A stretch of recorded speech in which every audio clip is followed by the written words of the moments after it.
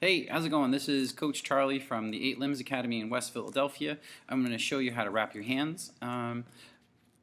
There are many ways to wrap your hands. This is the way that we teach our beginners. We have a brand new school, and there's tons and tons of new people who have been asking how to wrap their hands, and then they ask again, and then they ask another student how to wrap their hands, and then they ask me again. So I'm going to give you like a little tutorial here. So what you want to think about is using the right wraps. That's rule number one. It's always better to have a longer wrap than it is to have a shorter wrap. So there's usually a small, medium, or large option, or a 2, 3.5, or a 4, or a 100, 120, or 160. Because of the size of my hands and wrists, I like to have a medium wrap. I know there's no real use for me to have the extra long wraps, but like I said, it's better to have a longer wrap than a shorter wrap. So today I'm going to be wrapping my hands with my Runny Elite hand wraps, provided by Runny Elite in the northeast of Philadelphia. So what you first thing you want to do is unwrap your wraps. Just kind of let them go all over the place. It'll be cool.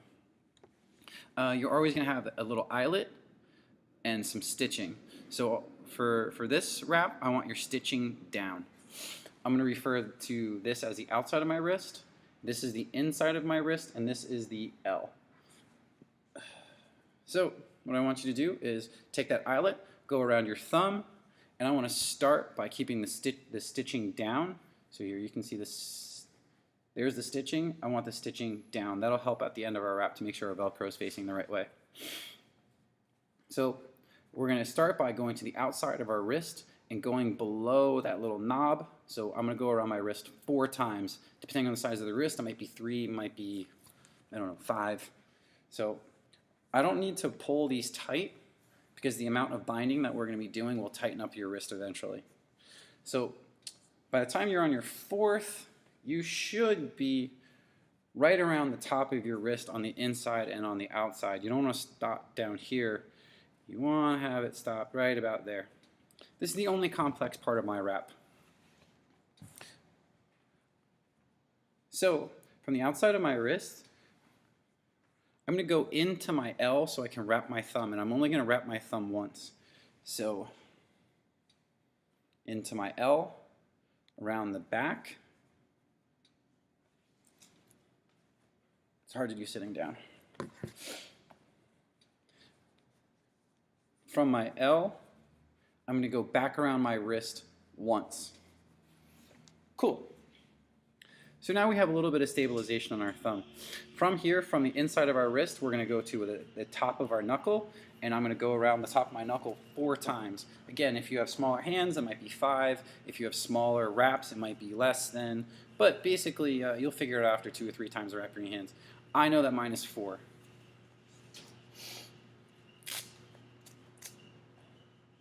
What you want to think about doing is you want to come above your knuckle, not just at your knuckle. So then when we start to bind this wrap, the fabric is going to compress, and you're actually going to be pulling a little bit more padding onto your knuckle.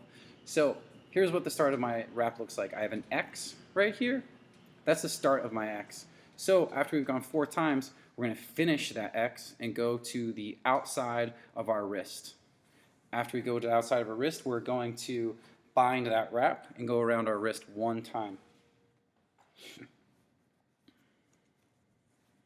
From here, we're going to go to our pointer finger from the inside of our wrist. See what I did there?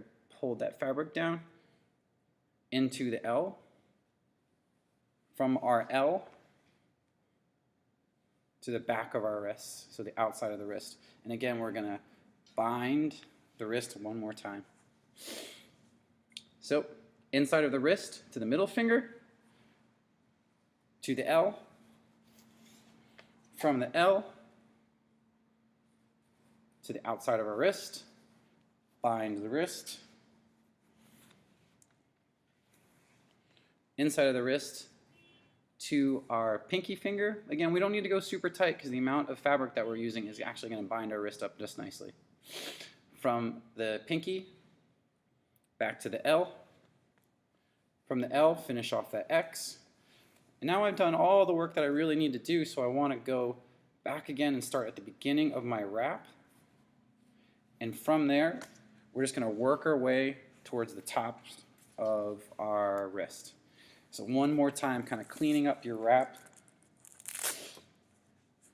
cleaning up our wrap and binding the wrist. So we have a lot of wrist support, and since we started our wrap properly, we have the Velcro in the right place. The way you want to clean it up is I want to take this kind of bunch of fabric, and I want to be able to hold onto it like a sack of quarters, like a roll of quarters. So we don't have a ton of padding on the knuckles. There is a fair bit, but this is basically so that we have support this way, and we've got a lot of wrist support, because as beginners, most of the times our arms are stronger than our wrists are. So when we're throwing punches, the wrists will want to collapse, and we're not actually throwing that hard, so we don't have to worry too much about the knuckles. So like I said, this is a good 101 wrap. This isn't the best wrap in the world for someone who's hitting super, super hard and needs a lot more knuckle protection. So thank you very much. This is a 6-minute video. I hope you, I tried to speed it up a little bit, so I hope you could follow with everything I was doing. All right, have a very good day. Hi.